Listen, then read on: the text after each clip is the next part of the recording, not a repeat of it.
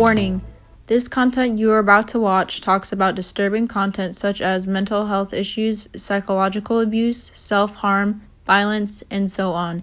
It may trigger anxiety response, post-traumatic stress, depression, or emotional reaction. Viewer discretion is advised. Hey everyone, my name is Biscuit and I work with a company called Drill Team Dynamics. I am a Drill Team Dynamics associate, and if you have not seen my freshman year part 1, 2, sophomore year part 1 and 2, and junior year part 1, I highly encourage you to go and watch those to stay in line with the story. And also, the reason why I'm making these videos is to help those that are going through similar experiences that I went through, to help them push through and to help prevent those from going through what I had to go through. With that being said, let's get started. All right, this one should be a pretty quick video, I hope. I hope that with all my videos, and it doesn't turn out that way. Junior year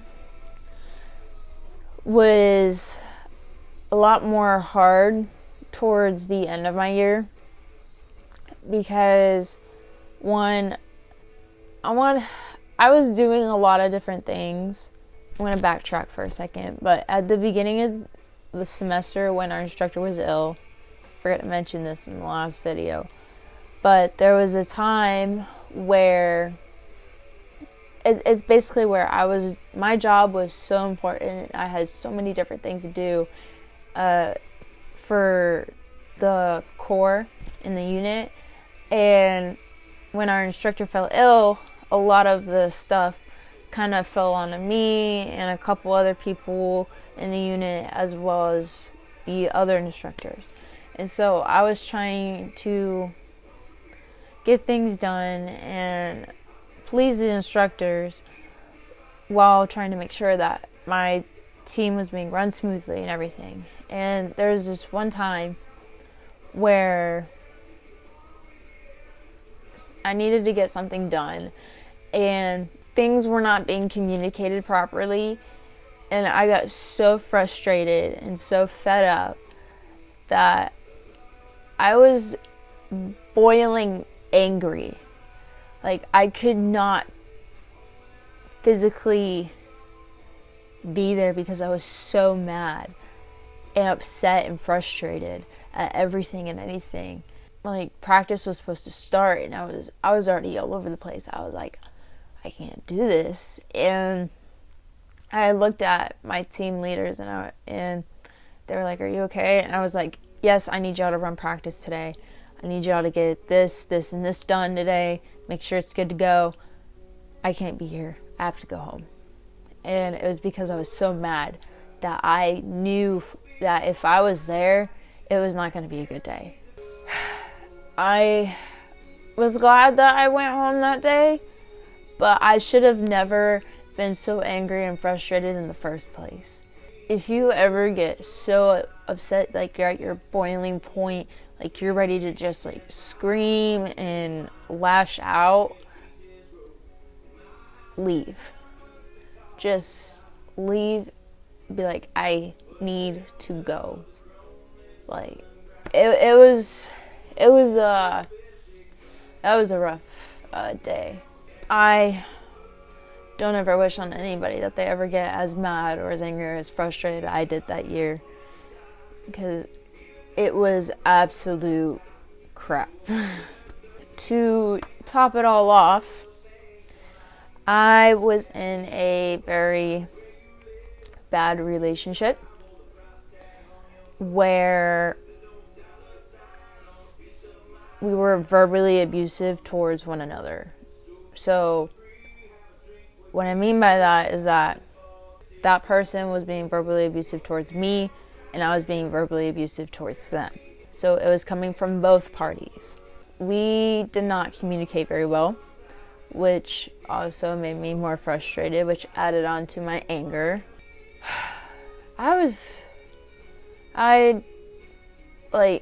There's no excuse for my anger, but there was a reason to my anger. There's no excuse for it, but there was a reason to it. That relationship had a lot of red flags that I chose to ignore. I did not get out of that relationship until the end of that year. So I was in it basically from the very beginning of the year until the end of the year. And it was the longest roller coaster ride I've ever been on. And if you ever notice any red flags in your relationship, even if you notice something's wrong in like a friend's relationship, get out of it. It's not going to benefit you to stay in it. Like, I thought there was so many times where I broke down and just cried and cried and cried and cried, and I never got that comfort. And it was just constant. We were constantly belittling one another. It was not a good environment for anyone.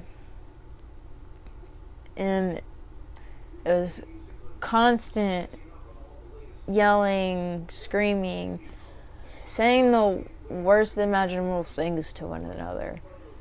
And if you're ever in that bad of a relationship, get out of it. If you're not happy, get out of it. There's no sense of being in a relationship where you're not happy. I was in it for too long, and I was so depressed and was crying all the time. Like, if you're not happy, get out of it. No matter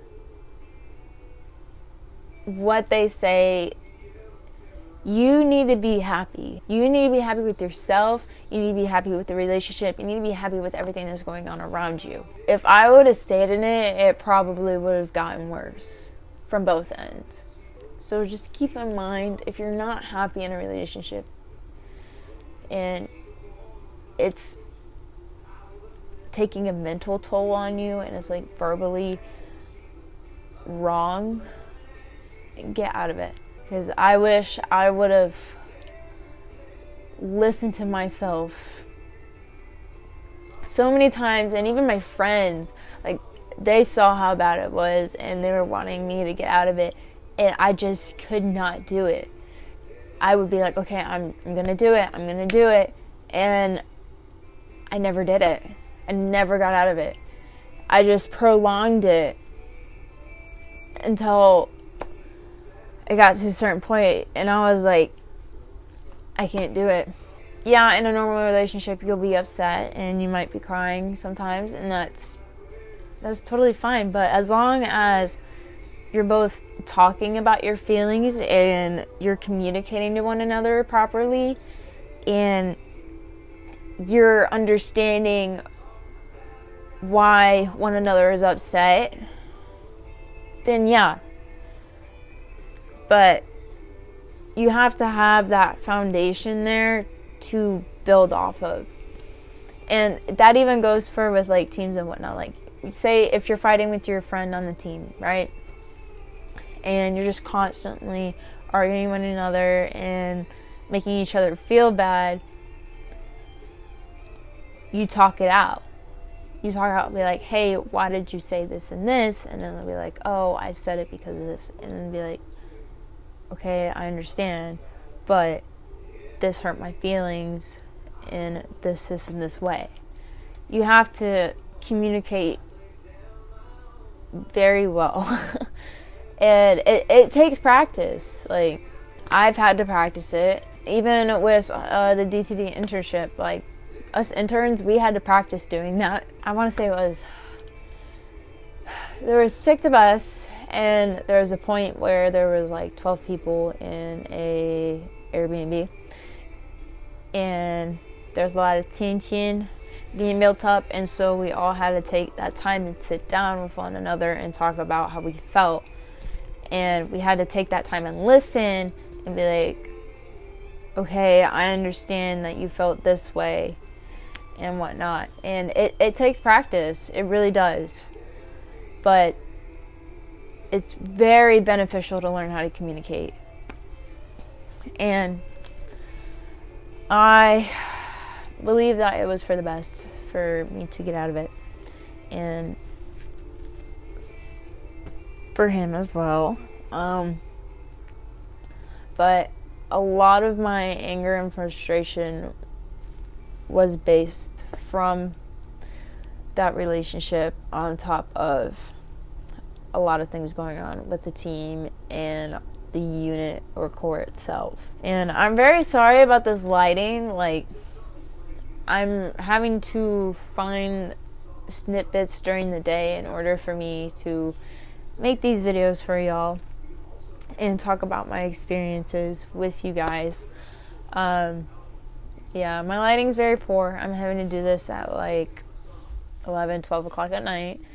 My husband has got his work switched around, and I'm very weird when I do these videos because I have to do it by myself.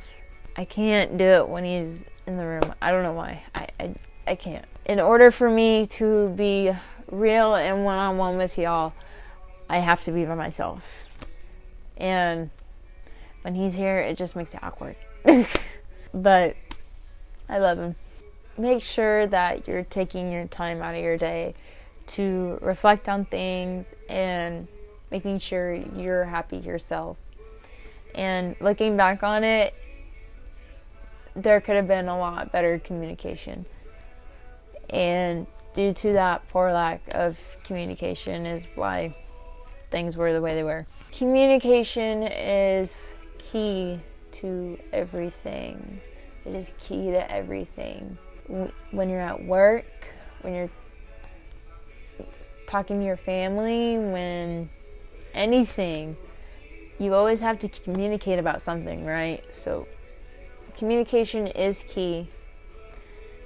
And make sure you're always communicating in the right way.